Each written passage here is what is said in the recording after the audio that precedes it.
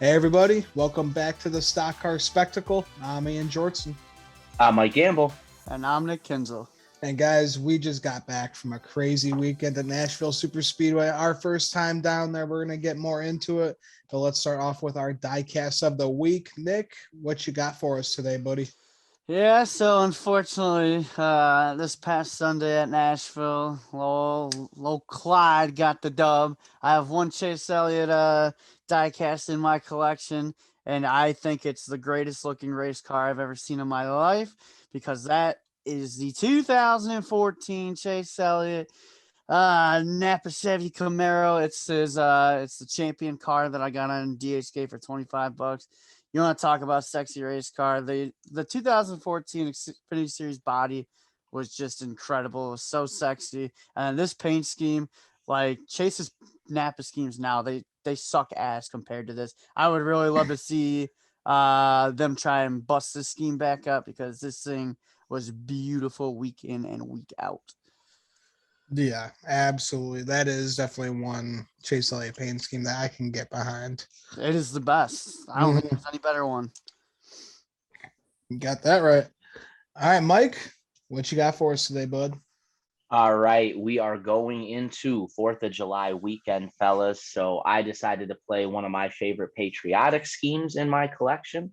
We're going to go with the 2008 Budweiser Dale Jr. King of Beers Stars and Stripes car. Doesn't get any better than this. That screams America right there. Yeah, Just that's screams America. Yeah, I got that diecast as well. That's one of my favorite junior diecasts right there. Just such a beautiful paint scheme. That's one of my favorite patriotic schemes right next to Brad's Miller Lite. Oh, yeah, absolutely. It's just an incredible scheme. It looks really good in color chrome, too, and just a banger of a diecast. No doubt. All right, boys. So this past weekend, Justin Allgaier got it done. So I figured I had to bust out the only Justin Allgaier diecast I got. It's when he ran the Xfinity race for the 9/11, the 20th year, 20-year anniversary. So for United for America, I think Dale Jr. ran that race. Noah Gragson won it. So a pretty cool paint scheme with the camo on there. And yeah, I guess another kind of patriotic paint scheme. America. And I got that one on accident because I got that one from Mike for Christmas or his birthday or something. I accidentally ordered two. So I was like, now I got one for myself. I'm not going to lie. As soon as you play, I'm like, damn it, I should have played. I didn't even think to play an Allgaier one. Figure old Gator got it done this weekend, so I got to show it off. Sorry, Nick. We'll get into it. But yeah, guys, let's get into our Nashville review, guys. What a wild weekend, guys. Thank you so much for hosting this amazing bachelor party weekend. Airbnb was awesome. We saw a possum or a armadillo that got hit by a car. Yeah, that was the first armadillo I've ever seen in my life, and it just happened to look possessed. Like my Snapchat story, what in the paranormal activity hell is this? We were all just chilling outside, and then all of a sudden I hear a noise. And I'm like, what is that? And you turn around, there's a jumping armadillo in the street. I was like, oh, this is great. And it died right in front of our Airbnb. Yeah, we saw it jump, and then we saw it die. And then old Patrick had to be the one who had to push it farther out. No, that was me. Oh, that was you. Yeah, Patrick failed at it the first time, and I was like, we made the bachelor himself have to kick that thing into the street. And then I took that glorious photo. I don't know if I can put it on here. We might get banned for animal cruelty. Dude, Pete is gonna come after us, man. Yep. They're gonna think that we were the ones that killed Daniel Suarez is a part of PETA, man. Trauhaus is gonna get us. Oh, jeez. That was insane. Yeah. But the track was cool. Like Mike, you put it perfectly the other day. It's kind of like Chicagoland and Michigan had a baby. Yeah, that was my thought walking in. It had a lot of characteristics of Chicagoland as far as the way the racing kind of went, I thought. The track itself looked like it. But there are a lot of things that reminded me of Michigan too. The scenery kind of around it, the water tower in the back, and the blue walls and stuff. It's kind of a lot of the different things kind of reminded me of MIS too. So, which is cool. Two of our local tracks, two of my more favorite tracks that I've been to. So you put a combination of those two together. Yeah, that's going to be a recipe for me to like the racing there. So yeah, I thought it was awesome. Oh yeah, an amazing facility too. I mean, they got it right with the concessions. The water stations was great for us to fill up. We were able to bring in as much waters as possible. The heat was not killing us as much as we thought it would, especially with the sun going behind the stands at around 3:30. That Patrick did a good job. Patrick did a good job with those seats. Guys, I never really felt overheated at all the entire time we were there, and we've been to Chicagoland before with 105-degree temperatures, and we were dying. And we had some excessive heat this past weekend, but since that sun was behind us with the seats we had, we were in the shade most of the time, so it was great. Yeah, worked out well for us. And yeah, shout out to Patrick Cotto for setting this whole thing up. It was fucking awesome. Oh yeah, shout out to our boy Pat Loco. Pat Loco. Yeah, so that was an awesome time, boys. Again, thank you so much for being a part of it. Hey, we finally got to try Big Dave's famous wings, so that was there's something. There was a highlight of the weekend right there. Oh yeah, got to meet up with old Dalton Good, and old Dave came out as well and riled it up with them. Got to try some wings, drank some beers, and had some good times with them. All right, boys. So let's get into the race review. So the Truck Series, Xfinity Series, and Cup was all at Nashville Super Speedway this weekend. Ryan Preece won the pole, looked fast.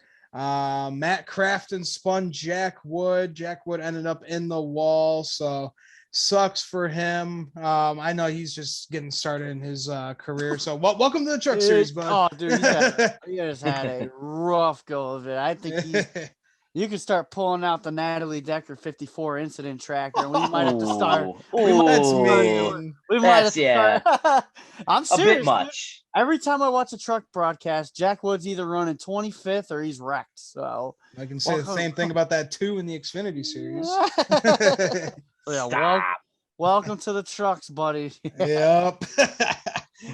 And then more craziness. Carson Hocevar spinning John Hunter Nemechek after Nemechek pulls a bad block.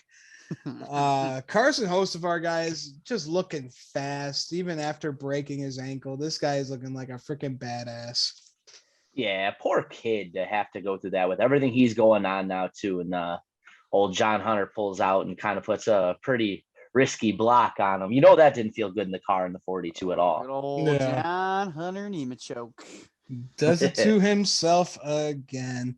But Nick, our boy Todd Bodine, he had some speed in that 63 this weekend until he got loose and spun, went to the grass, had to go to the back. But man, before that, he was looking great. Onion Man got as far up as like 7th, I think, and I was like, "Oh man, here we go." Yeah, I saw tears in your eyes. I thought that was him cutting the onions, dude. Yeah, I thought I was gonna be chomping out some onions, and then the fucker spun right in front of us, and it was downhill from there for me. Oh boy, but and your other boy Ty Majeski took it 4 wide and he wrecked Benedetto Corey Heim at Grand Enfinger. That was what a great car driver. That was dumb. A motley crew of drivers get broken up all in that wreck too. Ty, Divvy. Oh man. Yeah, but guys, an exciting final few laps. We actually had Zane Smith and Carson Hocevar. They were kind of hunting down Ryan Preece with about 3 to go. Things were looking really scary there with on the final lap, but Ryan Preece, he was able to hold on, get his second win at Nashville Super Speedway in a row.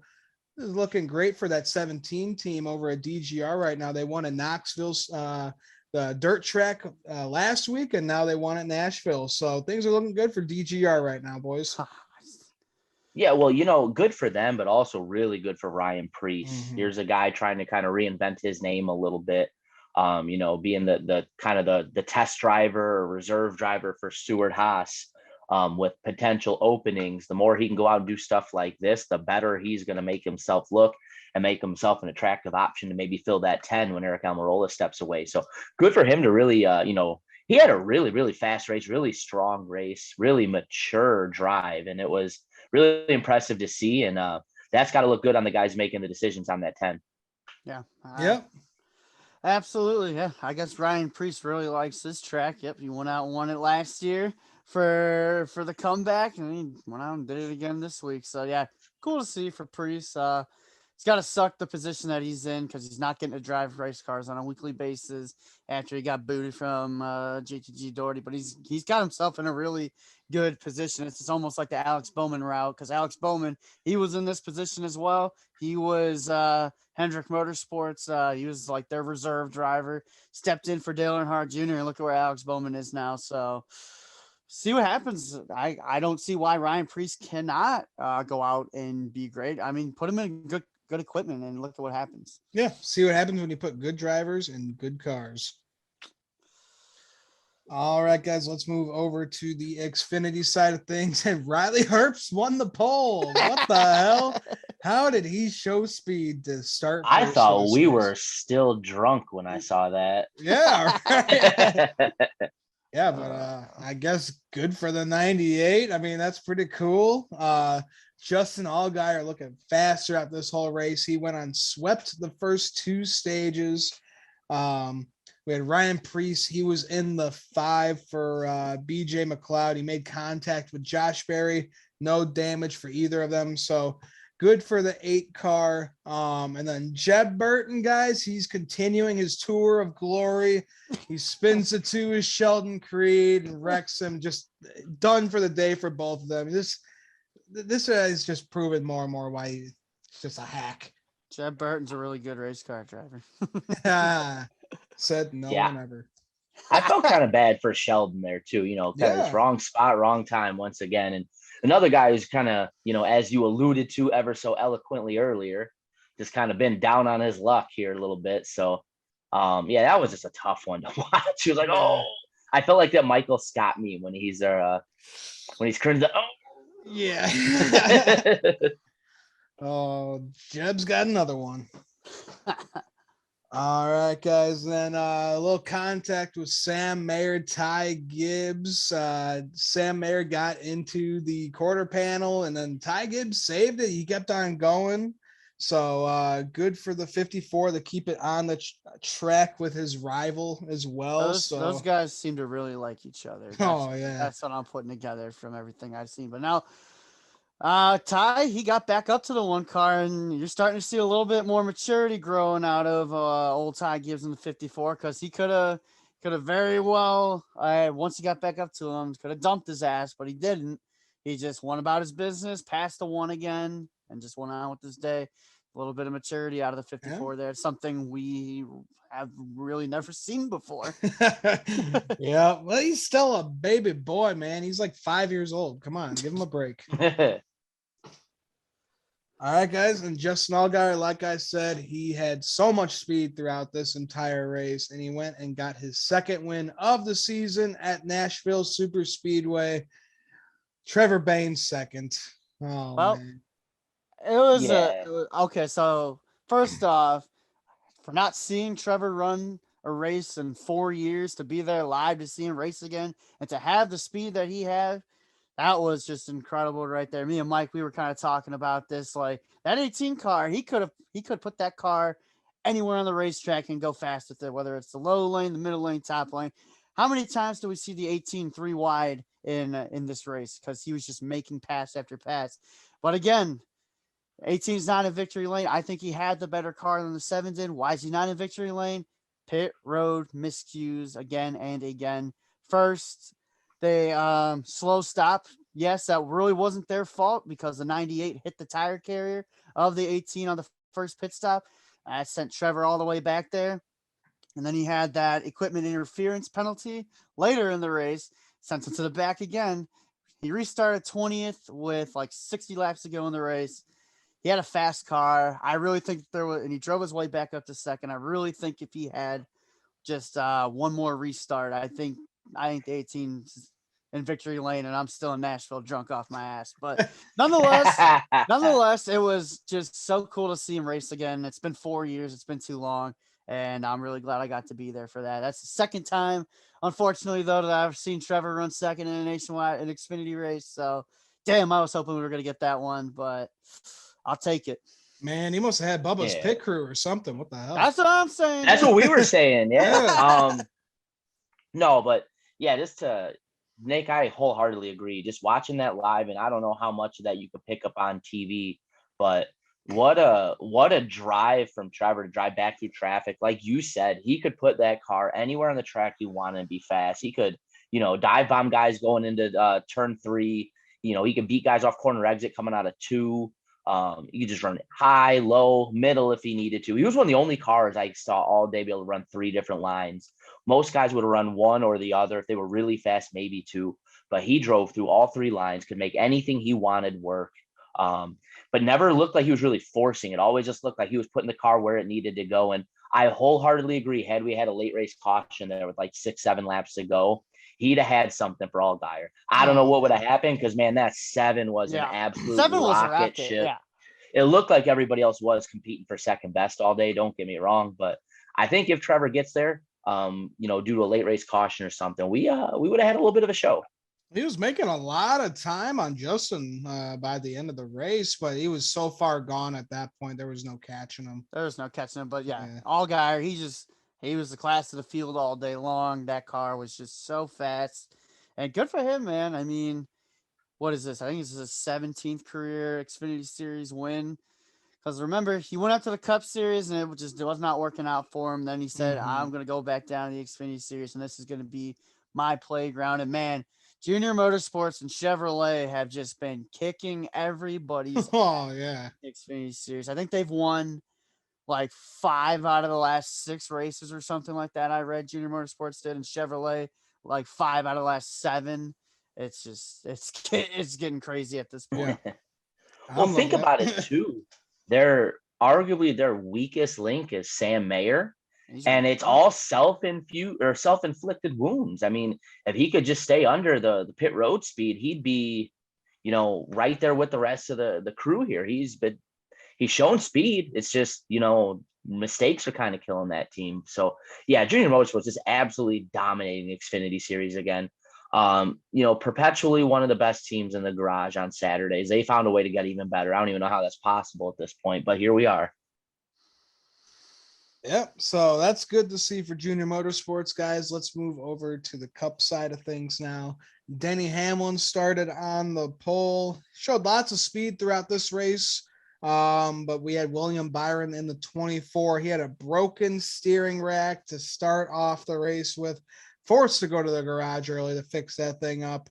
And then as he was entering the garage, Alex Bowman gets spun by Corey LaJoie, gets major damage, pretty much ended his day for the 88. I saw Corey, he apologized. But damn, that sucks to see for Bowman. What a tough lap for Hendrick Motorsports right there. Fire into the garage. Bowman gets spun. Hey man, Corey LaJoie is a really good race car driver. That's what Alex Bowman had to say about that one. But yeah, early on in this race, it was looking to be a dismal one for the Hendrick camp. Yeah. Right? Isn't it funny to kind of just see how William Byron's ran the last little while here? He came out of the gate so hot. I very distinctly remember our host here talking about whether or not William Byron could be a championship favorite. Wow, dude, that's still possible. Look how the tides have turned on that camp. Yeah, well, he's so crazy. Lucky. He's so lucky he has those 2 wins in the bag, because if he didn't, William Byron has 4 top 10s all year long, and we are 16 races into this season. We have 10 to go before the playoffs, and it's kind of been minus the 2 wins. It's kind of been a step back for the 24 car. They got to get back to what they were doing early on in the year, because he just jumped out of the gate looking really strong. We're going back to a track he won at in 2 weeks. We're going back to Atlanta, where he went to victory lane earlier this season. But yeah, so I don't know. They're hitting slump early. Think about this. So like you said, he's got 4 top 10s this year, right? 2 of those are his wins. Yeah. Mm-hmm. So outside his 2 wins, he's finished in the top 10 twice. 2 times. Yeah. In the 24 car for Hendrick Motorsports. That's the problem with the 24 and the 48 right now. They are just not showing any consistency throughout the season. They get like, 1, 2, 3 wins maybe throughout the year, but then for the rest of the time, they're just finishing, top 15 or whatever. Yeah. It's just not a good look. I just don't know how much longer you could keep these guys around. It's good that they're pulling in wins. That's the thing that is keeping them in, but they're just not showing consistency. William Byron realistically should have 3 wins. Remember, Joey Logano punted his ass at Darlington. Oh yeah. So he really should have 3 wins right now. It seems like ever since that Darlington moment happened, it's just been boop, boop. It's been a crash. So okay, then whatever. He would have 5 top 10s then. That's still not. Yeah. And that's still just like not a argue. Yeah. But I will also argue that I don't even know if I would say that he should have won there, because even if old Jolo didn't punt him in the 18th row, if you guys remember the end of that race, Joey was considerably faster. He chose to not try to race him, but had he have just went up and raced him clean, he probably still gets him. Yeah. I don't know. I was pretty but again, it's still a top 5 though. I was pretty drunk in the bleachers at Wrigley during the end of that one, so I just remember getting spun. Oh man. All right, guys. So Martin Truex Jr. he went on to win stage 1, and then the rain delay came, and Ian got plastered. Yeah, and then the alcohol started flowing. So. Ian says, and then it's all pretty fuzzy from there, boys. We had 3 hours to kill. That was almost a 3-hour weather delay. What else are we gonna do? Yep. Just sucked that beer. Watch Ian double fist Bud Lights. That's what we did. Watch Ian double fist $10 Bud Lights right there. That's what we did. Dude, they probably made a killing. They were probably hoping for something like that. Oh, yeah. So as soon as that happened, they're like, oh, here we go, boys. Alcohol sales about to go up. My favorite part, though, was Ian would come back with 2 every time. And then you have this look, and she's like, whoa, look what I found. That was one of the drunkest I've ever seen Ian before. Yeah, he definitely enjoyed his bachelor party, guys. No Just a little bit. Just a little bit. But then after all that tomfoolery, Martin Truex Jr., he went on to win stage 2. And then we just had a huge battle with Chase Elliott and kind of Joe Gibbs Racing, Kyle Busch. They were battling it out real hard. Denny Hamlin, Truex, they were even in the mix with that too. But Chase Elliott, number 9, he was able to hold on and ruin my bachelor party and win that fucking race. Well, I think the rain, as much as it rained, really kind of, really changed the race in a lot of ways. Yeah. You took a lot of the rubber off the track, so you didn't have as many lanes. It kind of really became a 1-lane racetrack, unless your car was just absolutely exceptional. You could really just run the bottom with speed. And then, really cooled the track off too. So the cars that were fast in the heat and were set up to be fast in the heat, guys like Bubba, you kind of saw them fall off a little bit. Bubba ended up still being fast, rallied back to finish 12th after the craziness that was that. But which we didn't even talk about yet. But yeah, even Kevin Harvick looked really fast at the end of that race too. The red blur that you maybe remember seeing go by every once in a while. just a little bit. I just remember you standing up every time he starts coming to the leader. We're fast again. We're fast again. I was so proud. I never thought I'd see speed out of the 4 again, man. How about that 23 team, though? Fumbling again and again. This was the fastest car I think Bubba Wallace might have ever had. And that pit crew, holy shit. I'll let Mike take this one. So here's the thing with that. So Bubba comes out through practice, fastest single lap, fastest over 10 lap average. So that thing's a rocket ship on any run he wants to go on. Comes out, kind of flubs his qualifying run a little bit, ends up going to the back, drives the thing up to 7th at the end of stage 1. So that thing is in fact the rocket ship we know it to be. Because even with that being a smaller track, it got strung out pretty quick. Like, yeah, you had racing kind of all over the track, but it wasn't like you could pass in bunches. Like, you really had to be fast to get to the field quickly. And they did that coming out of the stage. And then the 23 team pit crew did what the 23 team pit crew does and has another bad stop. And, you can't win like that in this sport right now. I understand that, You don't want to give away spots on pit road. And, with it only being the one lug, it's really putting an emphasis on speed. But the problem is, if you don't put the tires on, you're better off losing 1 or 2 spots on pit road than having what happened this race and a handful of other races continue to happen. You can't continue to dig yourself out of holes like that, even if you're the best car on the track, which we know isn't always the case. So, I have zero problem with Bubba freaking out on the radio, because this isn't a 1, 2, 3, 4, 5, 6 week thing that seems to happen every time. As a 23 fan, I literally hold my breath and pray to the Lord above every time the 23 comes down pit road. So it's getting to the point of like, what are we going to do here? Because, Bubba's sitting like 25th in points, really in a situation where we're going to have to win, and you cannot win races consistently making mistakes like this. It's getting to the point of just being comical. I understand these guys have a tough job. I understand, it's one of those industries where you make one mistake and it changes everything. But, that's your job here. Your job is to have flawless, fast pit stops, and it continues to not happen. Not every once in a while. It's like every other time it seems like he comes on pit road. I'm like, Jesus Christ, what's going to happen here? And it's getting old. Yeah, I just don't understand why so many people are ragging on Bubba for this. Like, he's not the only driver to do this. Who remembers Kurt Busch back when he used to be the outlaw? Listen to who remembers Kevin Harvick like 2 weeks Kevin ago? Harvick, Yeah, bunch Kurt of wankers. Busch, Kevin Harvick, Kurt Busch, Kyle Busch. Those 3 right there, they're got to be 3 of the biggest hotheads. One of them is not like the other.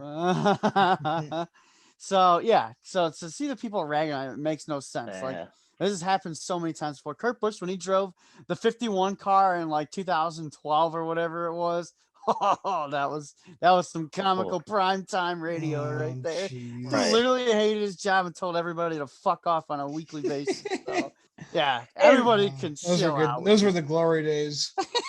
Again, something people lose sight of, I think, too, is how incredibly privileged we are to have the radio comms be something you can listen to in the race.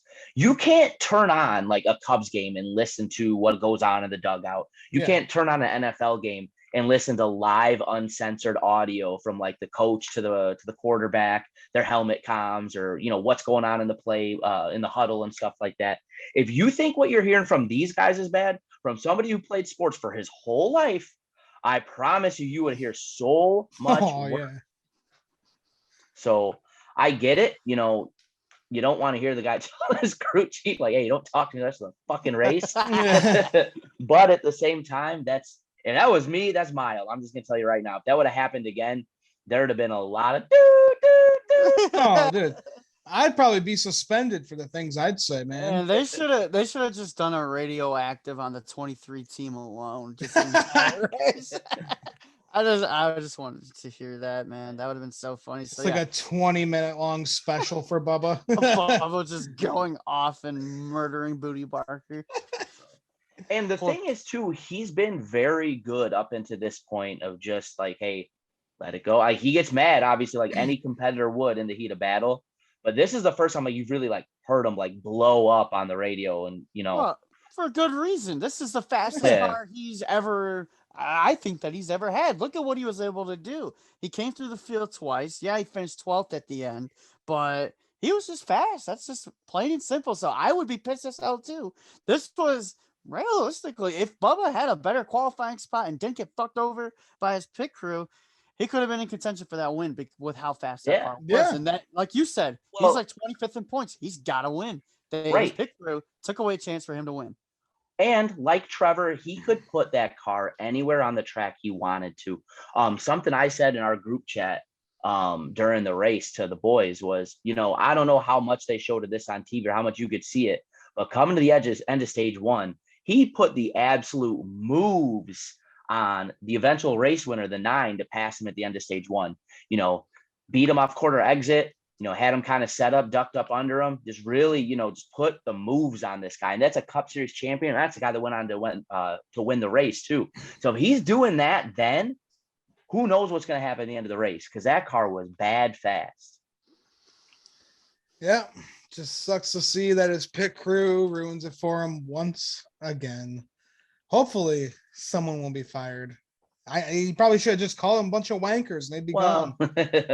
Listen, I'll just tell you in all seriousness, I don't know if I want to call for anybody's jobs because, again, here's the problem. If these guys are making the mistakes and you're firing these guys, who are you going to go get better than them?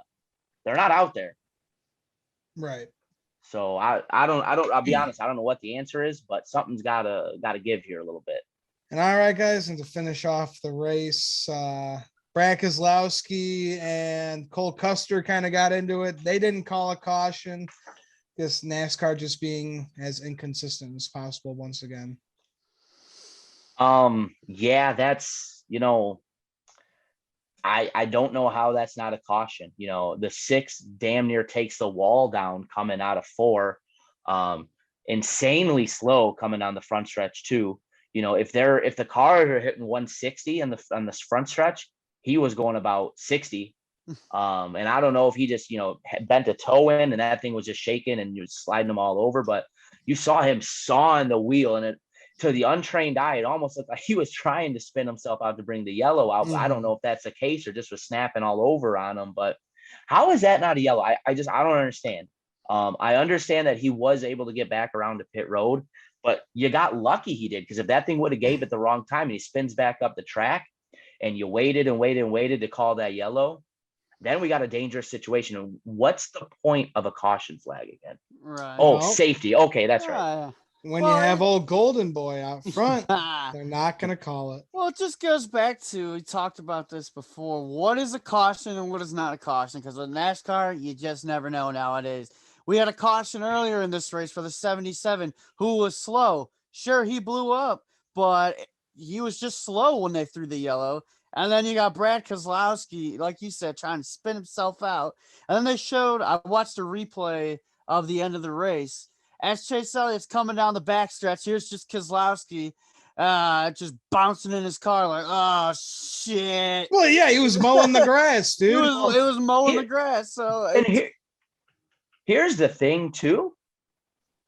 The yellow before that set up the late race restart was weaker than this one. Yep. Mm-hmm.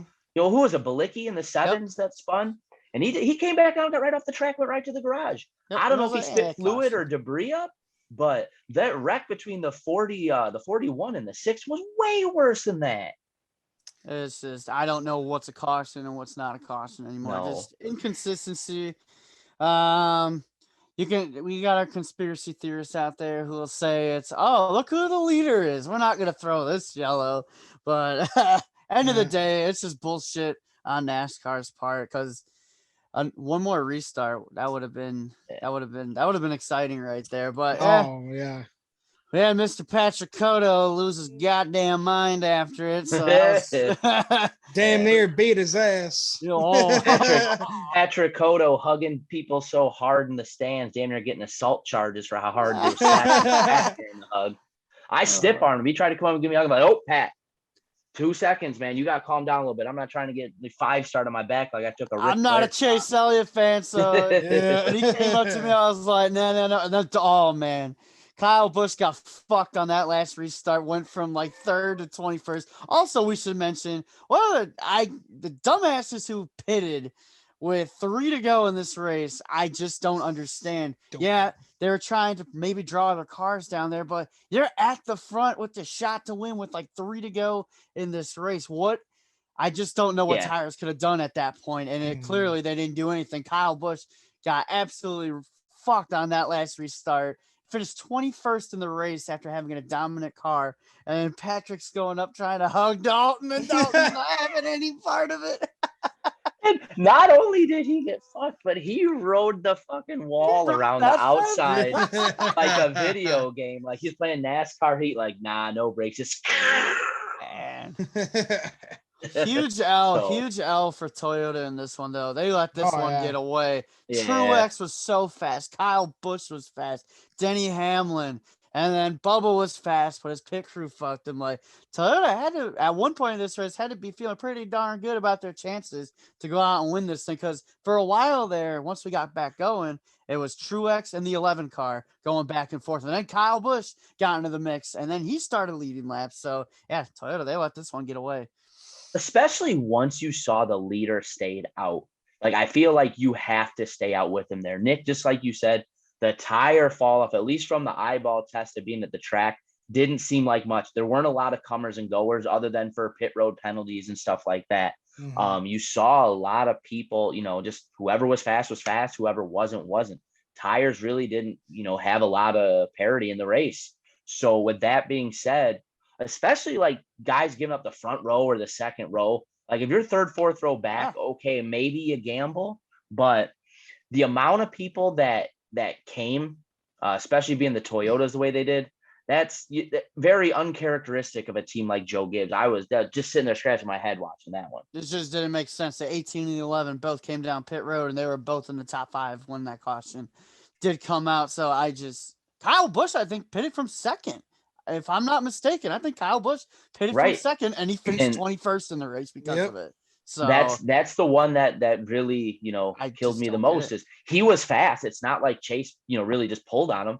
And then you give up the front row. I don't know if I like that at all. I'd love to hear some logic from Ben Bashore and that whole team, because what the thought process, or at least sometimes you can kind of figure out what the thought process is, even if it doesn't work out. It's like, okay, they were thinking this, it didn't work out, but at least that's what they were trying to do.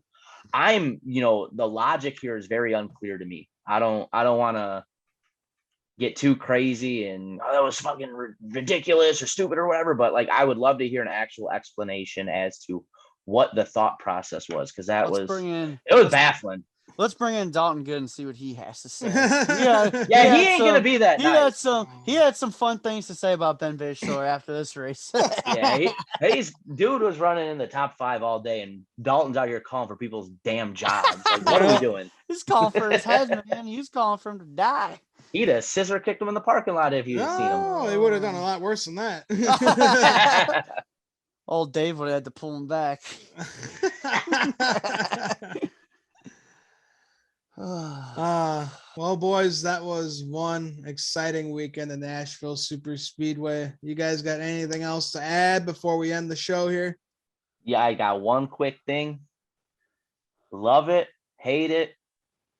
Either way, we got controversy. We got something to talk about. So that's awesome in my book. Damn straight. Oh, it's just so cool to see another cup race under the lights too. So I'm glad I'm kind of glad it rained, because that was badass to see that finish under the lights for sure. It was nice and cool outside. It felt amazing. So yeah, overall, what a great weekend. Absolutely. Successful weekend in my book, boys. That's for sure. But all right, guys, that will wrap it up for us here at the Stock Car Spectacle. Make sure to follow us on Twitter and Instagram, and make sure to follow us along on Spotify, and make sure to like and subscribe to our YouTube channel. And guys, that will wrap it up for us. So I'm Ian Jortson. I'm Mike Gamble. And I'm Nick Kinzel. And we'll see you guys next time.